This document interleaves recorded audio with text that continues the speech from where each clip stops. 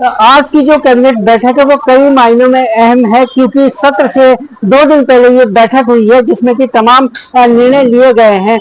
सूत्रों के हवाले से मैं खबर मिली है कि 2 बड़े प्रस्तावों पर मोहर लगी है। हालांकि कुल जो है 5 प्रस्ताव थे, लेकिन जो शिक्षा विभाग का एक प्रस्ताव है जो कि अल्पसंख्यक कल्याण बोर्ड से जुड़ा हुआ, जिसमें अब मुस्लिम समुदाय के अलावा सिख, ईसाई और इसके साथ ही पारसी समुदाय को भी इसमें जोड़ा जा रहा है। इसके साथ ही यूसीसी को लेकर भी एक बड़ा फैसला लिया गया है, जिसमें कि यूसीसी का जो रजिस्ट्रेशन है उसकी अवधि को बढ़ाया गया है।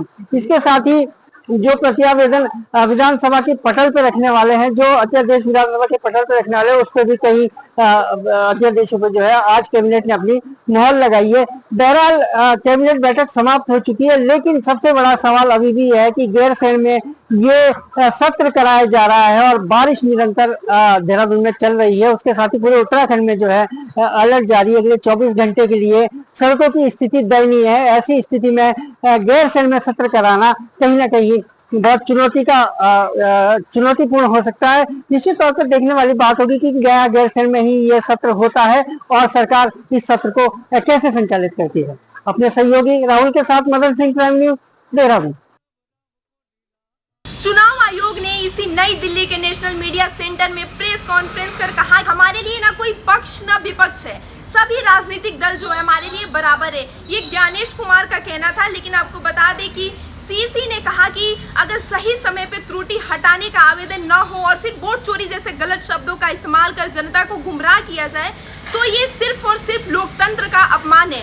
इतना ही नहीं, कुछ मतदाताओं ने वोट चोरी के आरोप लगाए, सबूत मांगने पे जवाब नहीं मिला। ऐसे आरोप से इलेक्शन कमिश्नर नहीं डरते हैं। लेकिन आपको बता दें कि उन्होंने आगे कहा कि जब चुनाव आयोग के कंधे पे बंदूक रखकर मतदाताओं को निशाना बनाया जा रहा हो तो हम स्पष्ट करते हैं कि चुनाव आयोग निडर के साथ गरीब, अमीर, बुजुर्ग, महिला, युवा समेत सभी धर्मों के वर्गों के लोगों के साथ चट्टान के साथ खड़ा है, लेकिन खड़ा था और खड़ा रहेगा, ये चुनाव आयोग का कहना है। लेकिन आपको बता दें कि दरअसल राहुल गांधी ने 7 अगस्त को इसी पर वोट चोरी के आरोप लगाए थे। लेकिन उन्होंने कहा था कि वोट चोरी हो रहे हैं, हमारे पास सबूत है कि चुनाव आयोग चोरी में शामिल है, वे भाजपा के लिए ऐसा कर रहे हैं। लेकिन चुनाव आयोग का कहना है कि हमारे लिए सारे दल बराबर है, हमारे लिए सारे राजनीतिक दल बराबर है, ना हमारे लिए कोई पक्ष है ना विपक्ष है, हमारे लिए सभी राजनीतिक दल बराबर है। ये राहुल गांधी का कहना था कि इलेक्शन कमीशन जो है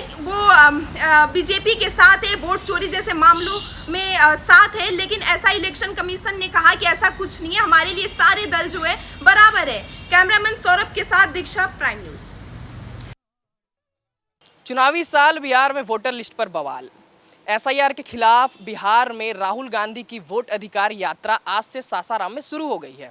राहुल गांधी की वोट अधिकार यात्रा बिहार में लगभग 16 दिनों तक चलेगी, जिसमें वो लगभग 23 जिलों में जाएंगे और 1300 किलोमीटर का ये सफ़र बिहार के लगभग 50 विधानसभा सीटों को कवर करेगा। इसमें विपक्ष के सभी बड़े नेता शामिल होंगे। यह यात्रा 1 सितंबर को पटना में एक विशाल रैली के बाद समाप्त हो जाएगा। आज सासाराम में तेजस्वी यादव ने इस जनसभा में लोगों को संबोधित करते हुए बीजेपी पर जमकर हमला बोला। तेजस्वी यादव ने कहा, बीजेपी आपका वोट चोरी नहीं कर रही है, बल्कि उस पर डाका डाल रही है। बाबा साहब भीमराव अंबेडकर और हमारा संविधान गरीब से गरीब, अमीर से अमीर और कमज़ोर से कमज़ोर लोगों को वोट देने का अधिकार देता है, पर बीजेपी चुनाव आयोग के साथ मिलकर इसे दबाना चाहती है। तेजस्वी यादव ने पीएम मोदी पर भी जमकर हमला बोला। तेजस्वी यादव ने कहा, पीएम मोदी बिहारियों को चूना समझते हैं। तेजस्वी यादव ने पीएम मोदी पर भी जमकर हमला बोला। तेजस्वी यादव ने कहा, पीएम मोदी बिहारियों को चूना लगाना चाहते हैं, पर हम आपको बता दें कि बिहार में चूना को खैनी के साथ रगड़कर चबा दिया जाता है। इसके बाद देश के एलओपी यानी कि leader of opposition Rahul Gandhi ने भी बीजेपी और चुनाव आयोग पर जमकर हमला बोला। राहुल गांधी ने कहा, बीजेपी और आरएसएस मिलकर इस देश के संविधान को ख़त्म करना चाहती है। जहाँ भी वोट हो बीजेपी वहाँ जीत जाती है। महाराष्ट्र चुनाव ले ले, लोकसभा चुनाव ले ले, इस चुनाव में हम आगे चल रहे थे, पर बीजेपी चुनाव आयोग के साथ मिलकर पता नहीं क्या गेम खेला, जिसके बाद अचानक से 1 करोड़ वोट पैदा हो गए और बीजेपी इसमें बाजी मान लिया।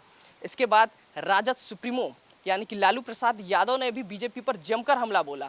लालू प्रसाद यादव ने कहा, चोरों को हटाना है, बीजेपी को भगाना है और हमारी पार्टी को जिताना है। वो पार्टी कभी भी नहीं जीतनी चाहिए जो वोट चोरी करती है। ऐसे कई आरोप बीजेपी पर आज विपक्ष के बड़े बड़े नेताओं ने लगाए हैं। अब इसके बाद बीजेपी का इस पे क्या प्रतिक्रिया होता है ये तो देखना बनता है। प्राइम न्यूज़ के लिए नोएडा से कैमरा पर्सन जुबेर के साथ मैं आकाश सिंह। जनपद बदायूं में हत्या और लूट के आरोपी को पुलिस ने एनकाउंटर में किया था घायल। एनकाउंटर में घायल करने के बाद में बदायूं के जिला अस्पताल में उसका चल रहा था उपचार। इसी बीच पुलिस को चकमा देकर हथकड़ी खोलकर हत्यारोपी हुआ मौके से फरार। पुलिस के फूले हाथ पांव। आपको बताते चले, जनपद बदायूं के इस्लाम नगर थाना क्षेत्र के एक गांव में हापुड़ में तैनात दरोगा की मां को मौत के घाट उतारने के बाद उनके साथ लूटपाट करने के हत्या आरोपी के लिए पुलिस ने कल रात में एनकाउंटर में उसे घायल किया था। घायल करने के बाद उसे जिला अस्पताल में भर्ती कराया था। जिला अस्पताल में उसकी सुरक्षा में 2 कांस्टेबल भी लगाए गए थे, मगर देर रात वह हथकड़ी खोलकर 2 कांस्टेबलों को चकमा देकर मौके से फरार हो गया। मौके से फरार होने के बाद में पुलिस के हाथ पांव फूल गए और एसएसपी और ग्रामीण पुलिस अधीक्षक, सिटी पुलिस अधीक्षक, सीओ सभी मौके पर पहुंचे और घटना स्थल का निरीक्षण किया, जिसमें कई टीमें उसकी गिरफ्तारी के लिए लगाई गई हैं, लेकिन अभी तक उसका कहीं भी कोई पता नहीं चला है। अजय पाठक, प्राइम न्यूज, बदायूं। मंझनपुर कोतवाली इलाके में आज बदमाशों ने एक बड़ी वारदात को अंजाम दे दिया। आपको बता दें, ये पूरा मामला मंझनपुर कोतवाली इलाके के कुर्रो गांव के पास ससुर खदेरी नदी का है, जहां एक सर्राफा व्यापारियों से बाइक सवार बदमाशों ने लगभग 5 लाख के जेवरात तमंचे के बल पे लूट लिए। सर्राफा व्यापारी अपने घर से फैजीपुर अपनी दुकान जा रहा था, तभी रास्ते में उस बाइक सवार बदमाशों ने उससे तमंचे के बल पे 5 लाख के जेवरात लूट लिए। लूट की जानकारी मिलने के बाद तत्काल मौके पर additional SP Rajesh Singh force के साथ पहुंचे और घायल को जिला अस्पताल पहुंचाया। और इस पूरे मामले में अब एसपी राजेश कुमार ने एसओजी समेत 3 टीमें लगा दी हैं, जो तकरीबन अब तक दर्जनों सीसीटीवी कैमरे खंगाल चुकी हैं। एसपी राजेश कुमार का कहना है कि सारी टीमें जांच कर रही हैं। जांच के बाद जो भी आरोपी होंगे उनके खिलाफ सख्त कार्रवाई की जाएगी। कौशाम्बी से प्राइम न्यूज़ के लिए जया रिजवी। सुप्रीम कोर्ट द्वारा दिल्ली एनसीआर में आवारा कुत्तों को शेल्टर होम में भेजने के आदेश दिए गए थे, जिसको लेकर जो डॉग लवर हैं उनमें आक्रोश देखने को मिल रहा है। इसी को लेकर गाजियाबाद के इंदिरापुरम में डॉग लवर सड़कों पर उतरे और उनके द्वारा सुप्रीम कोर्ट के आदेश का विरोध किया गया है। हालांकि इस दौरान हिंदू रक्षा दल से जुड़े जो एक हिंदू संगठन से जुड़े दल है देवसेना, उनके जो कार्यकर्ताओं की डॉग लवर से बहसबाजी होगी। उस दौरान हाथापाई की नौबत आ गई। हालांकि वहां मौके पर पुलिस और जो स्थानीय लोग थे उनके द्वारा उन्हें बीच विचार कराया गया, तब जाकर ये मामला शांत हुआ और उनकी जो यात्रा है, जो प्रदर्शन है, वो आगे बढ़ सका। हालांकि जो डॉग लवर्स हैं उनका साफ तौर पर कहना है कि जिस तरह से सुप्रीम कोर्ट ने ये आदेश दिया है उससे ये पूरा हनन का मामला है। कुत्तों पर जो है, डॉग जो है, उन पर जो सख्ती बरती जा रही है। ऐसे में डॉग लवर्स लगातार इसको लेकर विरोध प्रदर्शन कर रहे हैं और आने वाले दिनों में यह मामला और भी गर्म होता नजर आ रहा है। Pramod Singh, prime news, Ghaziabad. मुख्यालय का बस स्टैंड हो या फिर जिला अस्पताल, दोनों ही जगह पूरे दिन जाम की छाम से यहाँ के लोग जूझते नजर आते हैं। यहाँ का चाहे बस स्टैंड हो या फिर जिला अस्पताल, दोनों जगह ही जाम की वह स्थिति बनती है कि यहाँ से लोगों का पैदल चलना भी दूभर हो जाता है। हालांकि यहाँ की चाहे स्थानीय पुलिस हो या फिर ट्रैफिक पुलिस, दोनों ही इस जाम की समस्या से यहाँ के लोगों को निजात नहीं दिला। हालांकि ये कोई समस्या अभी की नहीं है, ये समस्या मुख्यालय में लंबे समय से चली आई है, जिसका समाधान जिला प्रशासन अब तक नहीं कर पाया है। आपको बता दें कि आज मुख्यालय के आरडीएम कार्यालय के पास ही बस स्टैंड है और इस बस स्टैंड के पास से ही पूरे दिन जो डग्गा मार वाहन है वो जिले के अलग अलग क्षेत्रों के लिए संचालित होते हैं। जो डग्गा मार वाहन यहाँ सबसे बड़ी जाम की वजह बनते हैं। इसके साथ ही जो यहाँ का बस स्टैंड है, बस स्टैंड में जगह की कमी होने के कारण जो रोडवेज बसें हैं वो सड़क के किनारे ही खड़ी कर दी जाती हैं, जिससे जाम की वजह अक्सर यहाँ पर बन जाती है। हालांकि यहाँ पर पूरे दिन ट्रैफिक पुलिस मौजूद रहती है, लेकिन जाम की समस्या से यहाँ के लोगों को निजात नहीं दिला पाती। ब्रजेश ओझा, प्राइम न्यूज़, हमीरपुर। देश के स्वतंत्र दिन 15 अगस्त के रात से ही बड़े पैमाने पे मुंबई और मुंबई से सटे हुए नई मुंबई में बारिश हो रही है। आपको बता दें कि ये जो महामार्ग है, सायन परवीन मार्ग, महामार्ग इसे बोला जाता है। ये बैंगलोर और पुणे की तरफ जाता है। मैं अभी उड़न फाटा के JNPT जहाँ जाता है उस ब्रिज के नीचे खड़ा हूँ। उड़न फाटा के ब्रिज के ऊपर, ब्रिज के नीचे आप देख सकते हैं कितने बड़े पैमाने पे इस सायं पनवेल महामार्ग पे जल भरा हो चुका है। यहाँ से टू व्हीलरों के लिए जाने को आपत्ति हो रही है, वैसे ही बस के लिए, बड़े ट्रक के लिए भी आपत्ति हो रही है। आपको बता दें कि ये जो मार्ग है सायं पनवेल मार्ग जिसको कहा जाता है, ये पुणे की तरफ जाता है, आगे बंगलुरु की तरफ जाता है। तो इस तरफ जाने वाले जो ट्रैफिक है, महामार्ग पे से जाने वाले जो गाड़ियां है, यातायात के ऊपर बहुत बड़ा प्रभाव गिरा है। इस जगह पे जल भरा होने के चक्कर में, जल भरा होने के बावजूद भी बहुत सारे कठिनाइयों से गुजर कर लोग जाने की, अपने घर पहुंचने की कोशिश कर रहे हैं। आपको बता दें कि ये जो रास्ता है, ये मुख्य रास्ता है बेंगलोर और पुणे के लिए जाने के लिए हाईवे है, और इसी हाईवे पर अब भी बहुत बड़े पैमाने पे उड़न फाटा में जो ब्रिज है, ब्रिज के नीचे जल भरा हो चुका है। आपको बता दें कि ये जो रास्ता है PWD के अंदर आता है, परंतु PWD के जो बांधकाम खाता है, जो बांधकाम विभाग है महाराष्ट्र राज्य का, उसके जो अधिकारी है उनका पूरी तरीके से इस जल भराव के तरफ पूरी तरीके से ध्यान नहीं है। पूरे उन्होंने निजान करके रखा है, जिसके चलते हुए यहाँ का जो पानी, जो जल भराव है, यहाँ पानी बढ़ते ही जा रहा है। और यहाँ से जो इस रोज रास्ते से गुजरने वाले जो लोग हैं, जो पुणे, बेंगलुरु या गोवा के तरफ जा रहे हैं, कोंकण डिवीजन में जाने की कोशिश कर रहे हैं, पनवेल जाने की कोशिश कर रहे हैं, CBD बिलासपुर जाने की कोशिश कर रहे हैं, वह उस तरफ जाने वाले लोगों को बहुत बड़े पैमाने पे मेंटली हरासमेंट सह के ये रास्ता निकलना पड़ रहा है पानी से, इस जल भराव से। तो आपको बता दें ये पूरी तरीके से राज्य शासन के PWD की, हम लोग बोलते हैं कि नाकामी है, और जिसके वजह से ये जल भराव है। और इस बारिश लगातार कल 15 अगस्त से रात से चालू हुई है, अभी तक बारिश शुरू ही है। तो हम आपको बता दें कि अगर आपको कोई महत्वपूर्ण काम होगा, जनता को बता दें, अपील करते हैं कि अगर आपको महत्वपूर्ण काम होगा तो ही आप घर से बाहर निकले। कैमरा पर्सन अथर्व के साथ मैं सुदीप गहलोत, प्राइम न्यूज के लिए, नवी मुंबई से। कुशीनगर में पुलिस के लिए अभिशाप बना कृष्ण जन्माष्टमी। आपको बता दें कि पुलिस विभाग में लगभग 31 वर्षों से कृष्ण जन्माष्टमी नहीं बनाई जा रही थी।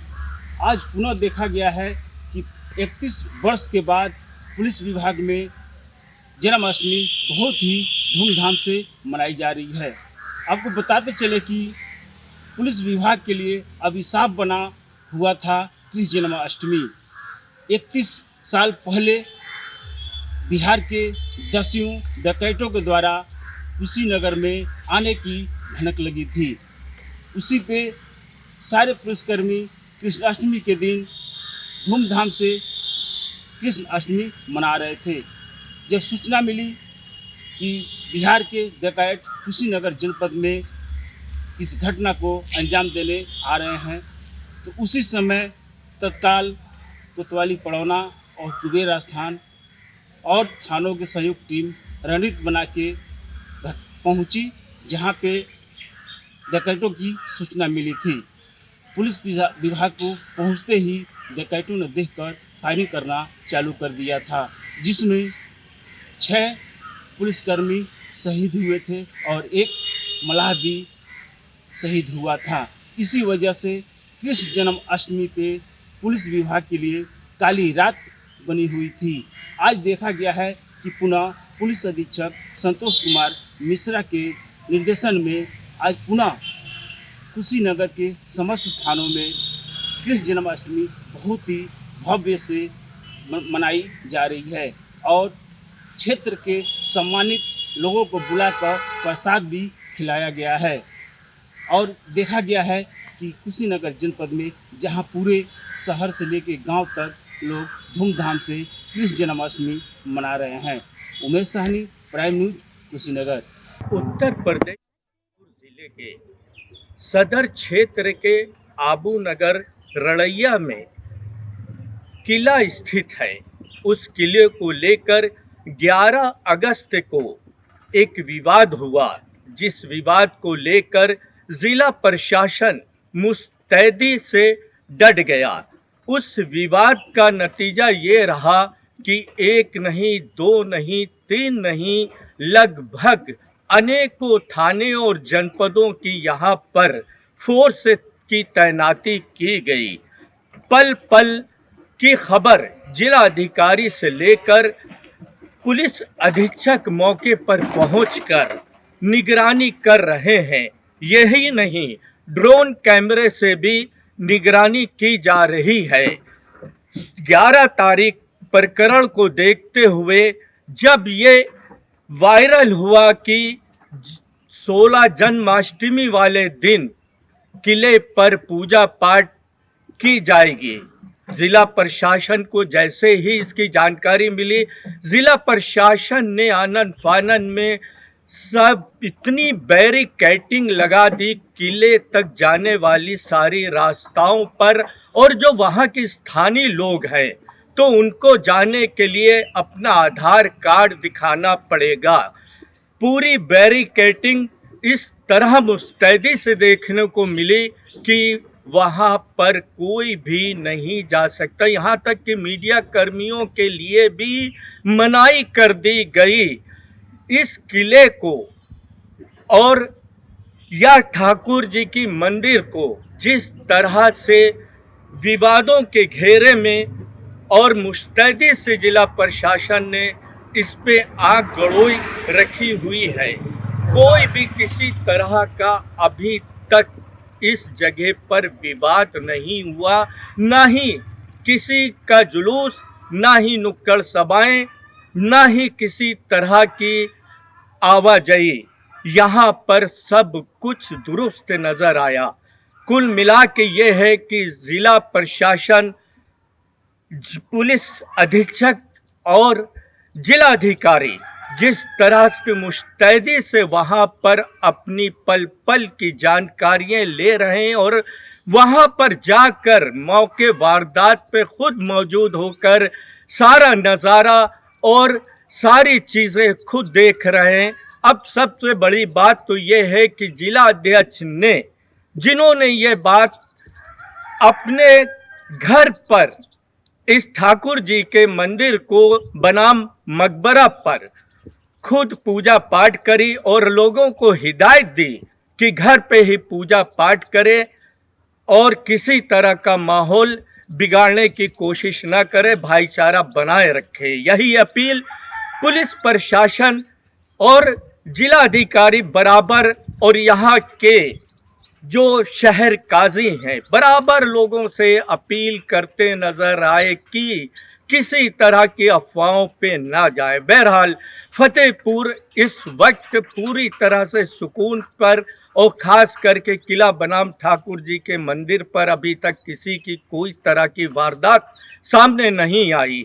देखने वाली बात तो यह है कि आगे क्या होता है, जिला प्रशासन की रणनीति क्या होती है, तो आने वाला समय ही बताएगा। कैमरामैन महेश के साथ मुमताज़ अहमद, प्राइम न्यूज़, फतेहपुर।